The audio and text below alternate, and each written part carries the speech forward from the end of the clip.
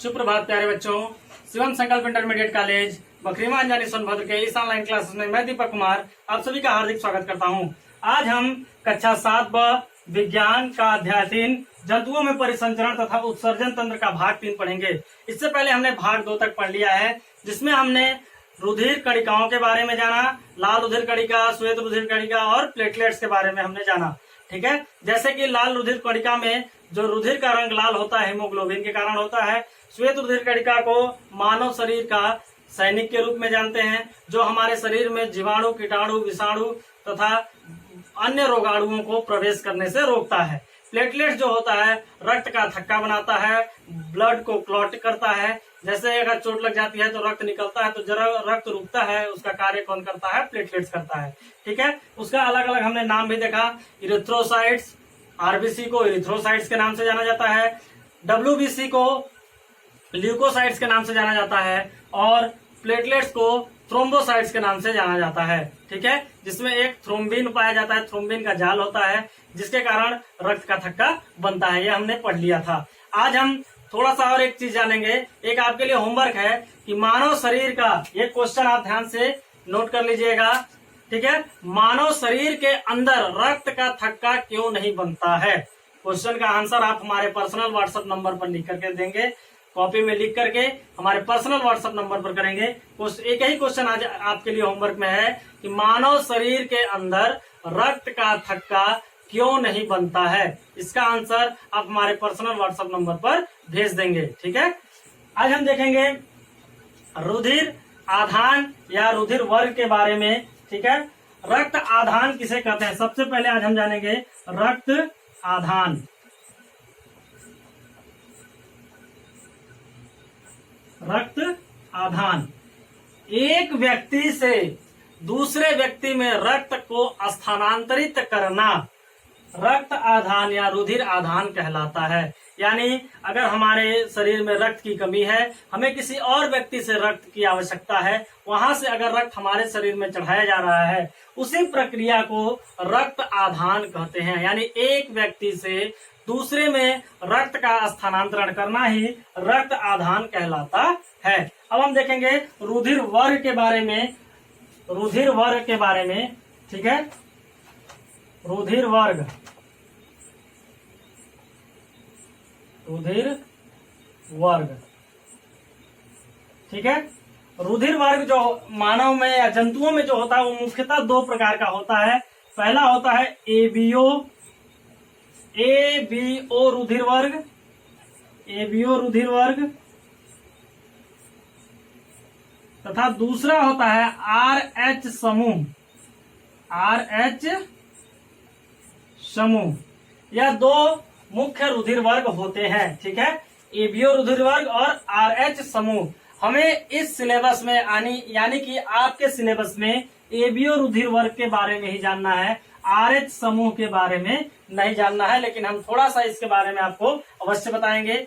ABO जो होता है वो मुख्यतः अगर हम इसे वर्गीकृत करते हैं तो रुधिर वर्ग 4 भागों में विभाजित होता है, ए बी और ओ। ठीक है, एबीओ रुधिर वर्ग मुख्यतः कितने भाग में विभाजित होता है? ए बी और ओ। यानी कि ये इन 4 भागों में ये विभाजित होता है, इनका विभाजन होता है। ठीक है, अब अगर सामान्य हम देखते हैं कि इसमें से रुधिर वर्ग वह कौन सा है जिसे सर्वदाता कहते हैं, यानी कि वह सबको रक्त दे सकता है। ऐसा व्यक्ति जिसका रुधिर वर्ग सर्वदाता हो, यह क्या करेगा? सबको दे देगा। यहाँ पर अगर 10 व्यक्ति हैं तो 10 व्यक्तियों को अगर ये चाहे अलग अलग इनका रुधिर वर्ग भले ना कोई हो, चाहे वो ए हो, चाहे बी हो, ए बी हो, चाहे ओ हो, अगर उसे सर्वदाता रुधिर वर्ग अगर यह है तो वह सबको रक्त दे सकता है। तो सर्वदाता रुधिर वर्ग ओ को कहते हैं। ध्यान से समझिएगा, रुधिर वर्ग ओ जो है इसे सर्वदाता रुधिर वर्ग के नाम से जानते हैं।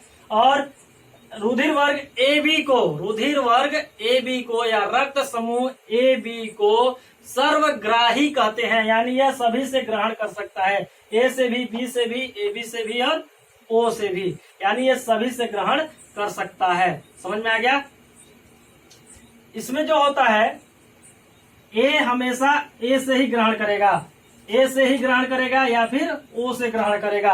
अगर रुधिर लेने की बात हुई तो बी हमेशा बी से ग्रहण करेगा या फिर ओ से ग्रहण करेगा। ए बी जो है ए से भी ग्रहण कर सकता है, बी से भी ग्रहण कर सकता है, ए बी से भी ग्रहण कर सकता है और ओ से भी ग्रहण कर सकता है। और ओ जो है सिर्फ और सिर्फ ओ से ही ग्रहण करेगा। ग्रहण यानी लेना जब है, रुधिर वर्ग लेना है, अगर किसी से रक्त लेना है तो ओ हमेशा ओ से ही ग्रहण करेगा। ए और ओ से करेगा, बी और ओ से करेगा, ए बी जो है ए बी और ओ से करेगा। यानी ये सभी से ग्रहण कर सकता है, इसीलिए इसे क्या कहा जाता है? सर्वग्राही रुधिर वर्ग कहा जाता है। सर्वग्राही रुधिर वर्ग कहा जाता है। और देखिए ओ सबको दे रहा है, इसमें भी ओ है, इसमें भी ओ है, इसमें भी ओ है और इसमें भी ओ है, यानी इन चारों में ओ है, इसीलिए ओ को बोला जाता है सर्वदाता।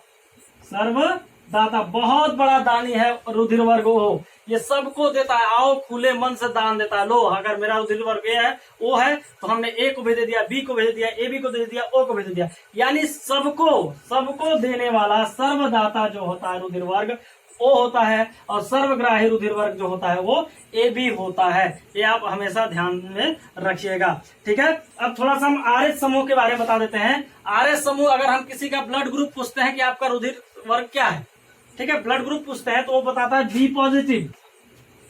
बी पॉजिटिव बताया, A positive, A negative, A B positive, A B negative, O positive, O negative. यानी ये जो है पॉजिटिव और नेगेटिव यह निर्धारित करता है आरएच समूह। आरएच समूह जो होता है वो पॉजिटिविटी या नेगेटिविटी, रक्त रुधिर वर्ग का पॉजिटिविटी तथा नेगेटिविटी को क्या करता है, धनात्मक है कि ऋणात्मक है, वह उसे मुख्य रूप से आरएच समूह के द्वारा ही यह निर्धारित होता है, ठीक है।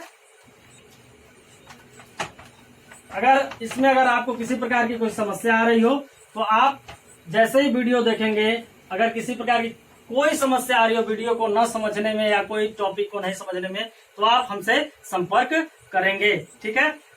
और परिसंचरण तंत्र में मुख्य रूप से होती हैं धमनी और शिराएं। हमने बताया था कि धमनी और शिराएं जो होता है, धमनी और शिरा, यह मुख्य रूप से दो वाहिकाएं ऐसी होती हैं जो रक्त के आवागमन के लिए, रक्त को एक स्थान से दूसरे स्थान तक ले जाने का कार्य करती हैं। धमनी में हमेशा शुद्ध रक्त होता है, शुद्ध रक्त होता है, ठीक है, हमेशा शुद्ध रक्त यानी कि ऑक्सीजन युक्त रक्त होता है, ऑक्सीजन युक्त रक्त होता है। और शिरा में हमेशा अशुद्ध रक्त होता है, शिरा में हमेशा अशुद्ध रक्त होता है, यानी कि कार्बन डाइऑक्साइड युक्त रक्त होता है, ठीक। धमनी लाल रंग का होता है और शिरा जो होता है वो नीला रंग का होता है, ठीक है, ये ध्यान दीजिएगा।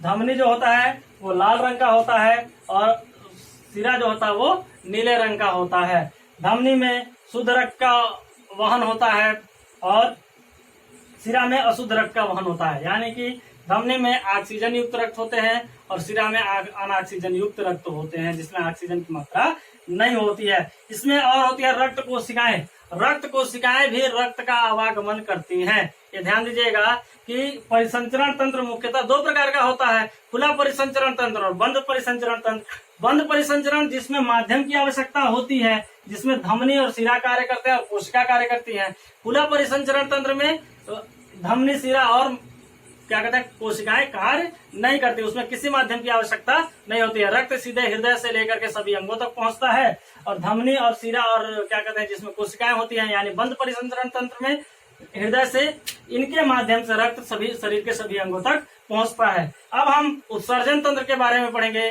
नेक्स्ट वीडियो में। तब तक के लिए धन्यवाद।